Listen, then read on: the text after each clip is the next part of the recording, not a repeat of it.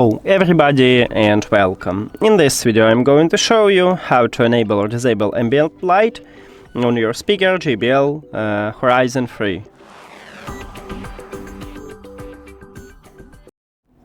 So basically we have two options how to enable or disable it. We can use an application or we can use control at the speaker. Let's get started by use the application. You need to open JBL One app.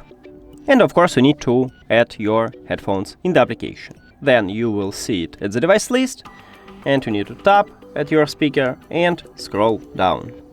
And you need to find product color, and right here we have ambient light. Near to it we have a slider, but I guess you cannot see the slider. So let's enable it. Right now at the back side we have this place, so I just enable it. And as you can see, now we have it.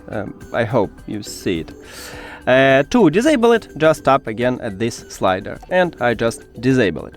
Okay, now what about control? And right here at the top, we have ambient light button. So you just press one time, and you enable it. Press again, and you disable it. You cannot manage this light with this button, but you can turn on and turn off it. To manage it, you need to use an application.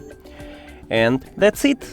Thank you for watching this video. If you found it helpful, please consider subscribing to the channel and leave the like on the video. See you later!